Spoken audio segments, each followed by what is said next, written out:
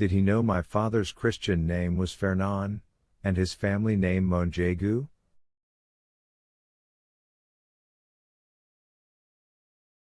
Yes, I had told him that long since, and I did only what any other would have done in my circumstances, and perhaps less.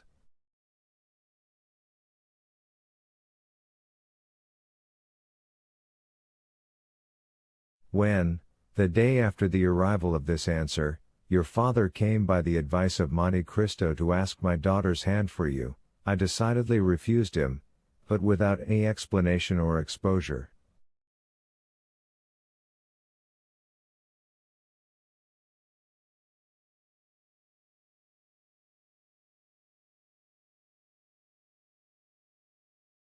In short, why should I have any more to do with the affair? How did the honor or disgrace of M. de Mercer affect me? It neither increased nor decreased my income. Albert felt the blood mounting to his brow.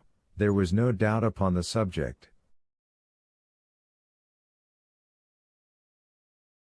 Danglars defended himself with the baseness, but at the same time with the assurance, of a man who speaks the truth, at least in part, if not wholly, not for conscience sake, but through fear.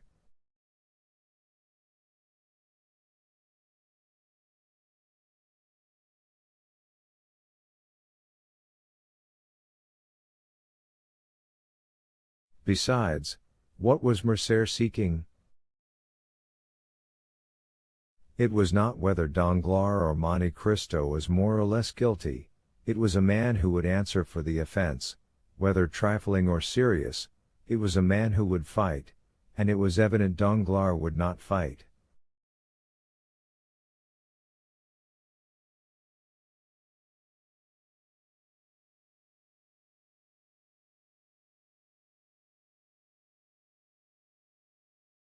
And, in addition to this, everything forgotten or unperceived before presented itself now to his recollection.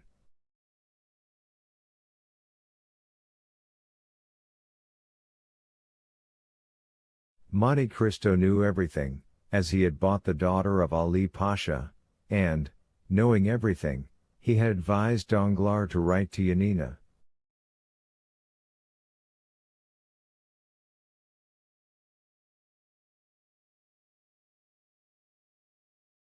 The answer known, he had yielded to Albert's wish to be introduced to Haydée, and allowed the conversation to turn on the death of Ali, and had not opposed Haydée's recital, but having, doubtless, warned the young girl, in the few Ramaic words he spoke to her, not to implicate Mercer's father.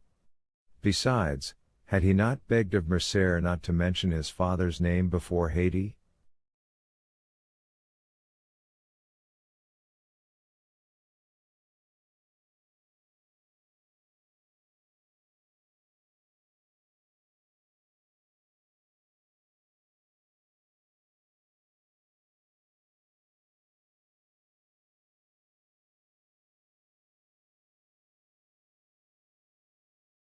Lastly, he had taken Albert to Normandy when he knew the final blow was near.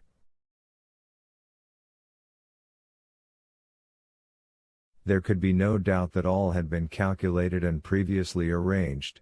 Monte Cristo then was in league with his father's enemies.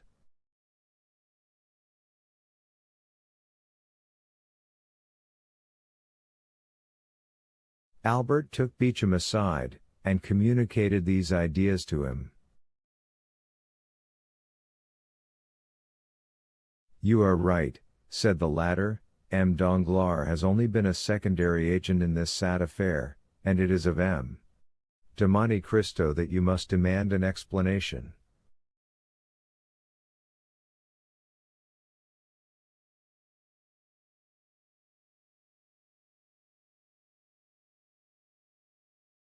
Albert turned. "Sir," said he to Danglars, "understand that I do not take a final leave of you. I must ascertain if your insinuations are just, and am going now to inquire of the Count of Monte Cristo."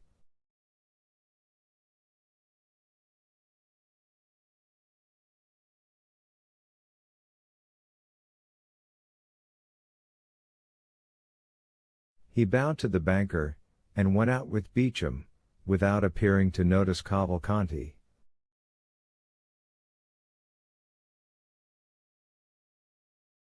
Danglars accompanied him to the door, where he again assured Albert that no motive of personal hatred had influenced him against the Count of Mercer.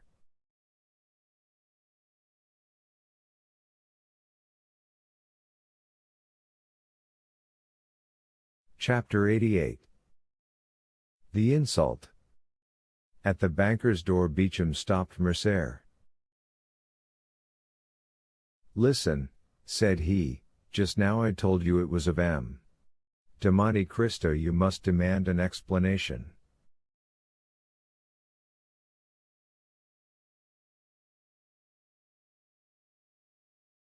"Yes, and we are going to his house." "Reflect, Mercer, one moment before you go." "On what shall I reflect?" "On the importance of the step you are taking." "Is it more serious than going to M. Danglars?" "Yes, M. Danglars is a money lover, and those who love money, you know, think too much of what they risk to be easily induced to fight a duel."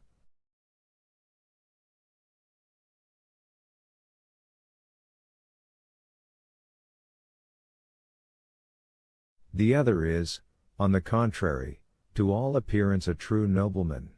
But do you not fear to find him a bully?"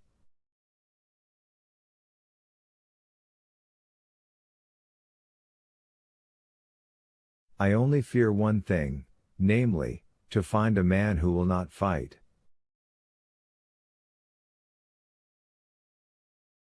"Do not be alarmed," said Beecham, "he will meet you."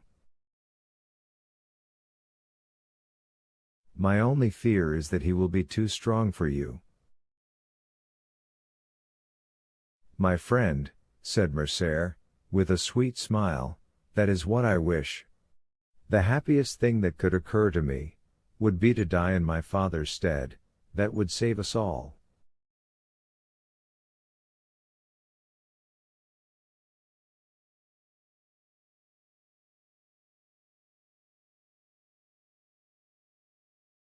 "Your mother would die of grief." "My poor mother," said Albert, passing his hand across his eyes, "I know she would, but better so than die of shame."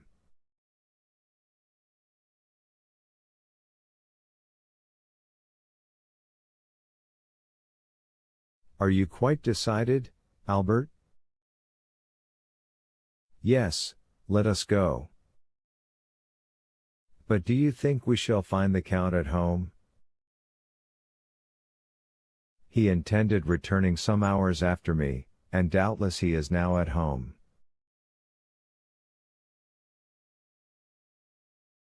They ordered the driver to take them to number 30 Champs-Élysées. Beecham wished to go in alone, but Albert observed that as this was an unusual circumstance he might be allowed to deviate from the usual etiquette in affairs of honor.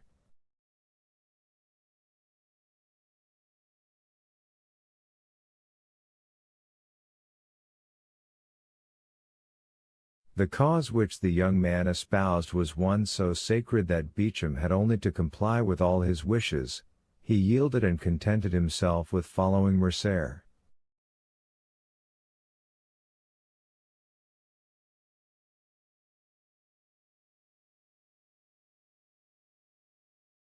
Albert sprang from the porter's lodge to the steps. He was received by Baptistin.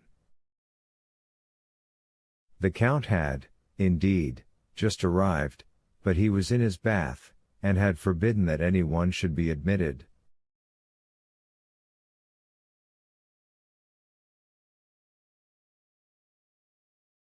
"But after his bath?" asked Mercer. "My master will go to dinner." "And after dinner?" "He will sleep an hour." "Then?" He is going to the opera. Are you sure of it? Asked Albert. Quite, sir. My master has ordered his horses at 8 o'clock precisely.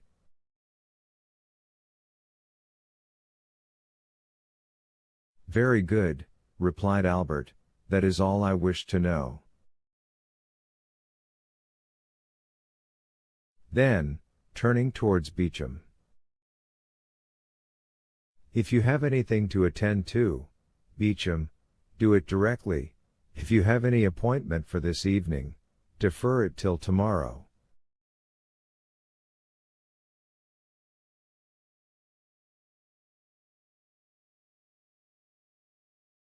I depend on you to accompany me to the opera, and if you can, bring Chateau Renaud with you.